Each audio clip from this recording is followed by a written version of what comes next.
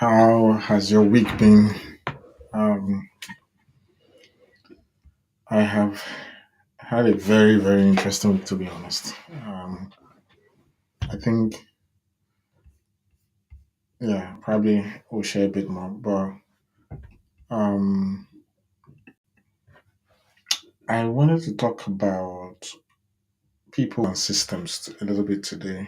Um, I think one of the most interesting things you would see is how well I firmly believe that a lot of the things we are able to accomplish is a function of the people and the systems we put in place. You know, um, I've been really, really fortunate to have really amazing people as friends, really amazing people that I get to work with every single day. And I do honestly enjoy what I do. It is, even though it's extremely challenging, but it is extremely, I love it. I enjoy every part of it.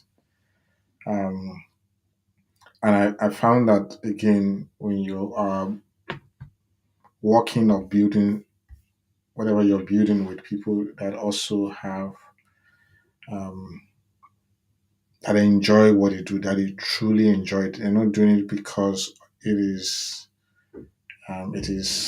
all they have to do. It's because this is what they are called to do. Essentially, it is very different, you know.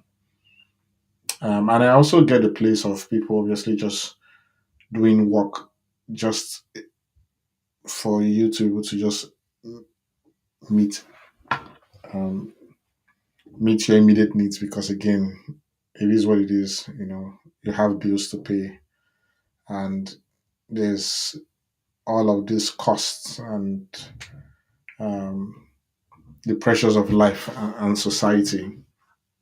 But again, if you do have the privilege to do work that you truly enjoy, that is such a blessing, you know.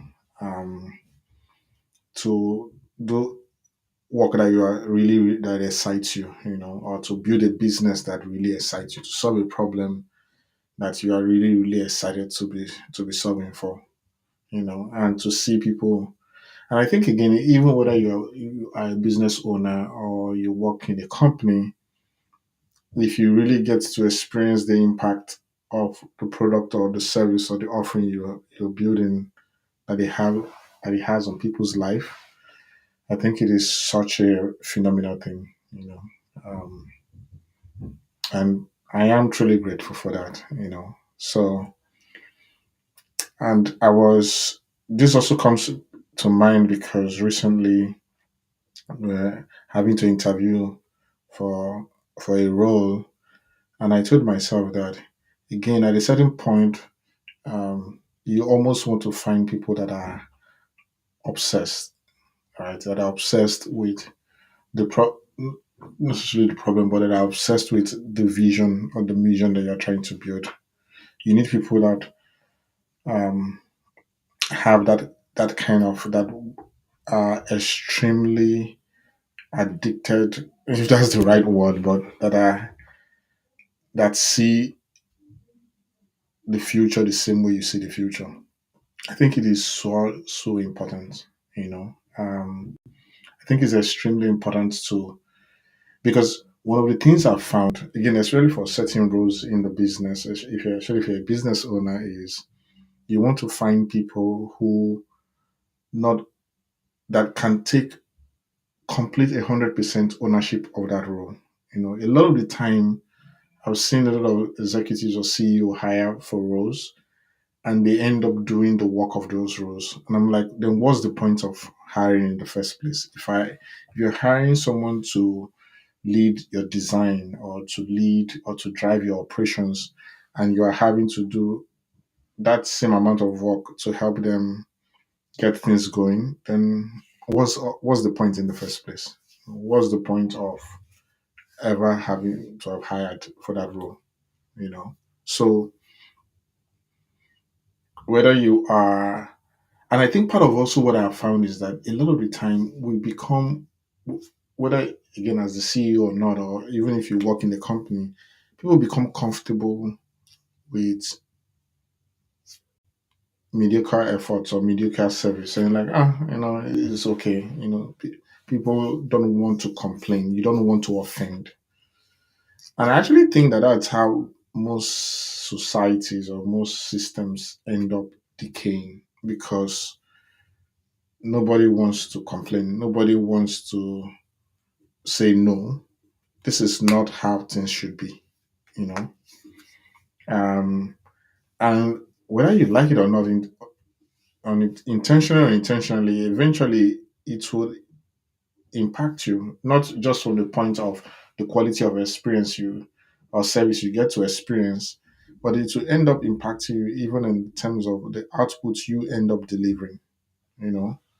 So take a bit of stock and think about how much poor service or mediocre service have you allowed to go. I remember on a recent trip, and I was literally, I was, yeah, it was, the experience was so bad. And I remember complaining. Everybody was like, dude, what's going on? And I was like, oh, maybe I should just let the money go and go, go pay somewhere else just to have a much more nicer experience.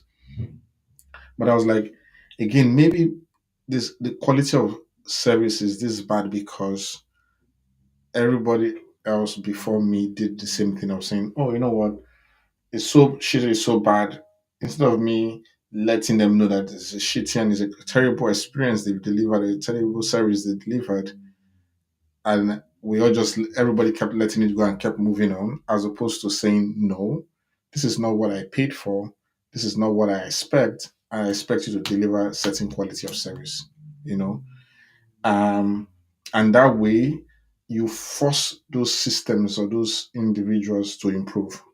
Same thing even in teams, right? So whether, like I said, whether you work in a team or you are buying a service or from a vendor or whatever, how much bad service have you allowed to go by because you just didn't want to offend or you didn't want to seem to be problematic? Again, the service is that horrible because people have taken the same route you are thinking about taking of saying, hey, let me just let it go and move on. The only way things change, the only way things become better is if we all intentionally say, no, this is not the quality or this is not the kind of quality of service we expect. And we start speaking to it at every single opportunity it arises. You know, someone said something about how we are now in most societies, which is very interesting, that we've gotten to a place where the worst of us rules the best of us. And it's the same thing we see in politics, right, or in government, where, again, you look at some of the things that people that represent the citizens say or do, and you're like, how did the worst of us, in that sense, have come to now be in so much power or so much influence? And it's also, again, the same ideology that the best of us have said, oh, you know what, it's okay. I don't want to be involved in this. I don't want to say anything. And because that feedback is not being given, or we are not actually expressing those opinions and correcting those things, even when they are happening in the very early stages, they get to become really, really bad. So if there is one thing you can do today, or if there's one thing you can think about in terms of how you want to approach new week, the month, the year, is tell yourself not that you will not accept poor service, you will not accept mediocre work, you will not accept incompetency. Strive not to accept incompetency, whether both in yourself or in the work and in the service that is delivered around you. Be intentional about not accepting mediocre service, mediocre products, incompetency as a whole.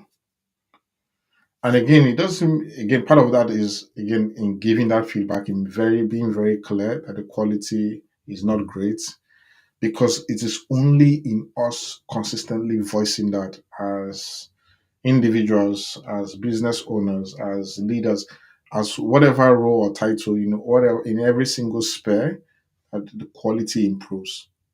You know, it is only in doing that that it changes. If you we all say, "Oh, you know what, let's keep it moving," then the quality things will never change. In fact, they will actually get worse because you're giving the individual on the other end, a lot more room and confidence that it is okay and there's nothing wrong in what is being presented.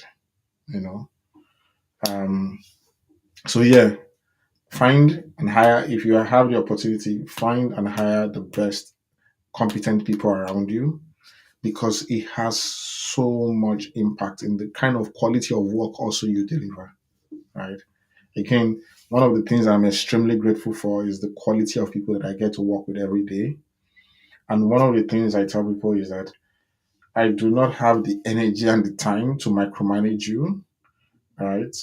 I am hiring you because you are competent for that role, and I expect that you actually even educate me about how best to deliver that role, at least to deliver that function in that sense, right? And so find competent people, work with competent people, and you will deliver competent results. Or I don't know if that's the right word, but you will deliver exceptional results. In the partners you work with, in the vendors you work with, think about that in every single sphere around how do you ensure that um, every single part of the puzzle, you know, is functioning the way they should. Because if not, if there's a part that is the weakest link, then it affects the entire chain. You know, if there's a part of your team, if there's a part of your organization that is not delivering as much, and everybody is not trying, people are trying not to offend or to speak up or to, because you are being careful or you are being mindful of um, the other. Obviously, do it even if yes, there's do it in a way that is mindful of the that is professional. But one of the things you want to do is give honest, clear feedback. It is extremely important that we are consistently giving honest, clear feedback, right? To the vendors we interact with, to the service providers we deal with, and to the people that work with you in your team, irrespective of what their role is in the organization. Be very intentional about providing honest, intentional feedback. Because the only way you would be able to consistently improve and deliver outstanding results is if everybody is playing and performing exceptionally, right? If you are putting all of the work and all of the effort and every other person in the team is not pulling their weight, then no matter how much you're doing, you're going to get extremely strained. Yes, you're able to pull the team to actually deliver the result, but you spend so much of your effort and your time getting that done, as opposed to if you had everybody in the team pulling their weight in the same way, then the outcomes you will deliver will be extremely, extremely better than what you would have done alone. You know, um, so yeah, I think that's one of the things that I've been thinking about a lot this week around being intentional about the competency and the systems and the people that are around you. You know, I think it is so critical to think about the people around you and the systems you've built.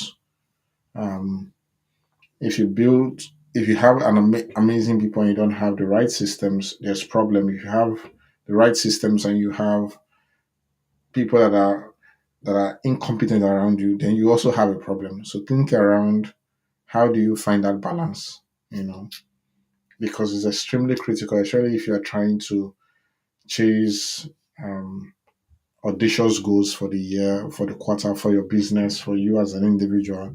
Then be intentional about not accepting mediocre service, mediocre products, or mediocrity at all, you know. So yeah, those are some of the things I've been thinking about. Happy to hear your thoughts. Um, then, yeah, have a great weekend. See you next week.